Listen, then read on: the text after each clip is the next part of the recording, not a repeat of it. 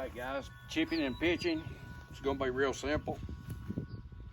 Never changes, just like full swing, it never changes. We're always containing the club, even on a chip. Okay, it's just a shorter version of the full swing. Okay, but it's got a lot to do with our hands right here. Okay, so we want to contain the club like we always did when we was taking it away in a full swing. Okay, now when you take it back so far, you'll flip it. It will flip up. Okay, it's not gonna flip up like this, like in a full swing, but it will flip. You don't want to just keep coming with it. You want to let it flip. Okay, and the farther you let it flip, that would be probably, this flip would probably be a long pitch, shorter pitch, a chip, a short chip. See what I'm saying? So that's all there is to it. Now, one thing that I didn't add in the full swing, I'm going to add in the chipping, and that is that you remember King Arthur. King Arthur had to pull that sword out of a stone. Well, to pull that sword out of a stone, he had to push it first, and then did this. He's pushing it in, and then starting his body in motion to pull it out. You're doing the same thing in the long swing or the full swing, as I'm fixing to show you here in the chip. Okay, you can do that in the long swing or the full swing. Just feel like you're pushing it in, and then you're just starting your motion. That's so easy, it isn't even funny, and it's probably better than anything I've shown you so far. But I wanted you to get to where you understood the twirling of the club. But anyway, I digress. Okay, so how I start my motion is I'm gonna try to pull this sword out of the stone. That's how I'm gonna start my motion. This is a chip, so I'm probably not gonna be coming but about right here with it. Okay, with the club I got, depending on what kind of club you got.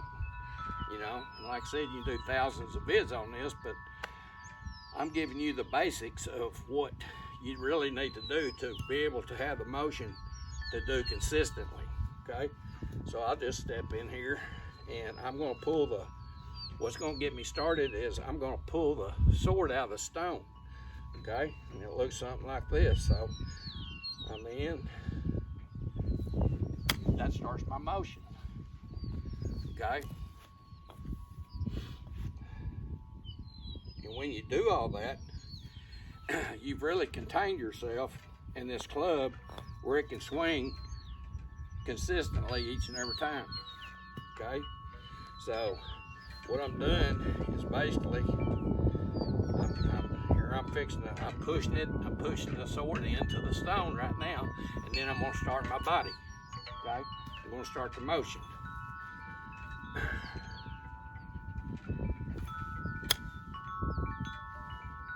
And you can hit chips, pitches, solid each and every time, because that's the name of the game. Okay, and the club, it doesn't change the ends, it just changes from your bases being here, and then your apex is over here. Okay, so your apex is going from the bottom to the side. It's not going to the top, but you got to get it to the side. You can't just come back here like this. It's got to flip up. Just let it flip up. Okay, do one more. So I'm gonna pull the sword out of the stone to start it. Once I do that, it's so easy. I mean, it's just like butter. And that's all there is, guys, to chipping and pitching. And like I said, if you wanted to incorporate the pulling the sword out of the stone to start your full swing, have at it. It's a real good way of doing it, to tell you the truth. I just love doing this. So I'm gonna push the push the sword into the stone and then start my motion. Just dead straight, okay?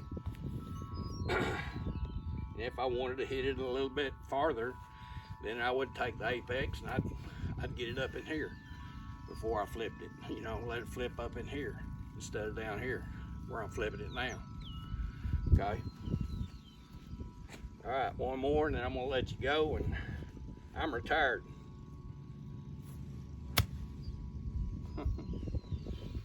Easy peasy. Hope that helped, guys. Y'all have fun with all this stuff that you learned. And like I said, you know, that's all there is to chipping and pitching. You gotta have a motion and you gotta have containment to be able to repeat it each and every time. And I just showed you how to do it. Bye.